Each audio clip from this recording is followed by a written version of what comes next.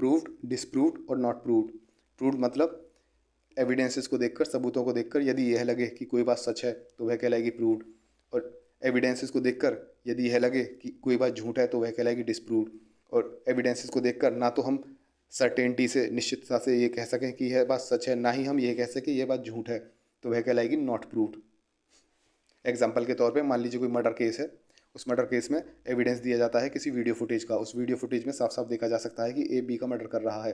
तो इस video footage को देखकर हम ये कह सकते हैं कि हाँ, यह बात सच है कि ए ने बी का मर्डर किया, यह हो गया प्रूव्ड। ऐसे ही मान लीजिए ए के ऊपर आरोप लगा है बी का मर्डर करने का। ए एक क्रिकेटर है, वह क्रिकेट खेलता है। जिस समय मर्डर हुआ था दिल्ली में, ए लंदन में क्रिकेट मैच खेल रहा था और उस क्रिकेट मैच की लाइव प्रसारण भी चल रहा था, उसकी वीडियो रिकॉर्डिंग भी हो रही थी। तो ए जो है यह वीडियो रिकॉर्डिंग दिखा सकता है कि जिस समय मर्डर हुआ मैं तो लंदन में था।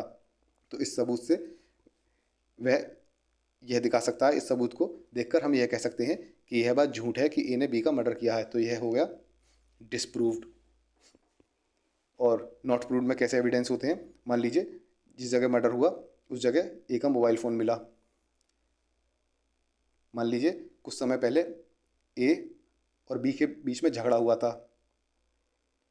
तो एक तरफ तो ये सबूत इस ओर इशारा कर रहे हैं कि हो सकता है कि ए ने बी का मर्डर किया हो, लेकिन 100% ये भी नहीं कह सकते कि ए ने बी का मर्डर किया हो।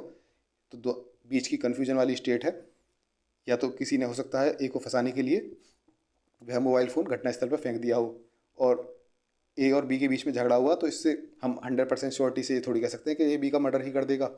तो हालांकि दोनों चीज़ें एक तरफ इशारा भी कर रही हैं, लेकिन ये कोई 100% सर्टेनिटी से हम सच भी नहीं मान सकते। तो यहाँ पर ना तो हम 100% सच मान रहे, सर्टेनिटी से हम किसी बात को सच भी नहीं मान सकते, और ना ही किसी बात को हम झूठा भी कह सकते। ये भी संभव 100% सर्टेनिटी से नहीं कह सकते कि ए ने नहीं किया। तो दोनों ही बात हो रही है यहाँ पर, तो ये नॉट प्रूव्ड होता है। थ्योरी देख लेते हैं। Proved, a fact is said to be proved when after considering the matters before it the court either believes it to exist or considers its existence so probable that a prudent man ought, under the circumstances of a particular case, to act upon supposition that it exists। इसका मोटा मोटा meaning ये हुआ कि court के समक्ष जो भी मैटर्स हैं, एविडेंसेस वगैरह हैं, उनको कंसीडर करने के बाद कोर्ट या तो खुद यह बिलीव करे, यह विश्वास करे कि वह चीज़ एग्जिस्ट करती है, वह बात सच है, या तो खुद बिलीव कर रही है, या फिर वह यह माने, यह कंसीडर करे कि उसके एग्जिस्टेंस की, उसके होने की इतनी ज़्यादा संभावना है कि कोई भी समझदार व्यक्ति, प्रूडेंट माने समझदार व्यक्ति होता है, कि कोई भी समझदार व्यक्ति उस चीज़ को मानकर ही चलेगा, उसकी एग्जिस्टेंस को मानकर ही चलेगा। ये इसका मीनिंग होता है। या तो कोर्ट खुद बिलीव करेगी वह एग्जिस्ट करता है, या फिर कोर्ट यह मानेगी कि कोई भी समझदार व्यक्ति, कोई भी प्रूडेंट व्यक्ति उस चीज़ को मानकर चलेगा। डिस्प्रूव्ड में क्या लिखना है कि अब when after considering the matters before it the court either believes it that it does not exist or considers its non-existence so probable that a prudent man ought to act upon a supposition that it does not exist।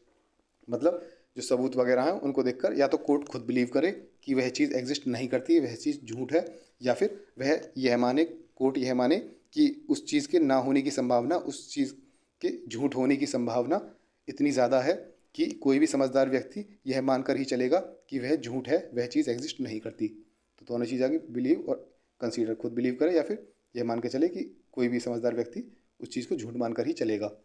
तो ये चीज़ें दोनों लिख देनी है। Definition में exact definition लिखनी है। तो आपको not proved, a fact is said to be not proved when it is neither proved not disproved. मतलब कि नॉट प्रूव्ड कब कहलाता है, तब जब कहलाता है जब ना तो वह प्रूव्ड है ना ही डिसप्रूव्ड है। हमने देख लिया, ना तो हम सर्टेनिटी से ये कह सकते हैं कि हाँ भाई उसने मर्डर किया, ना ही हम ये कह सकते हाँ कि उसने मर्डर नहीं किया, दोनों ही बात। In other words the man of ordinary prudence neither believes that the fact exist nor does he believe that it does not exist.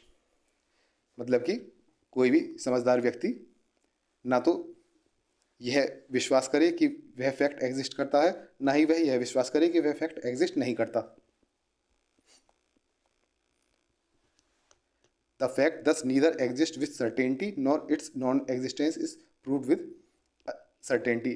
ना तो उसकी एग्जिस्टेंस को सर्टेनिटी के साथ प्रूव किया जा रहा, ना ही उसकी नॉन एग्जिस्टेंस को सर्टेनिटी के साथ प्रूव किया जा रहा। मतलब कि हम पूरी सर्टेनिटी के साथ ये भी नहीं कह सकते कि हाँ ये बात सच है, ना ही हम पूरी सर्टेनिटी के साथ ये कह सकते कि यह बात झूठ है। डिफरेंस क्या है डिस्प्रूव्ड और नॉट प्रूव्ड के बीच में? डिस्प्रूव जो है एक तरह से फॉल्स के समान है, मतलब कि झूठ के समान है। डिस्प्रूव मतलब झूठा, यह बात झूठ है। और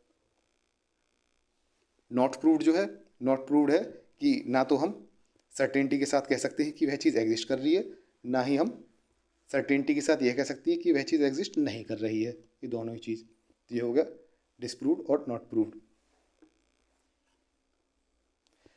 रिवीजन के लिए आपको यदि नोट्स चाहिए तो आप वेबसाइट www.bcllb.com पर जाकर ले सकते हैं।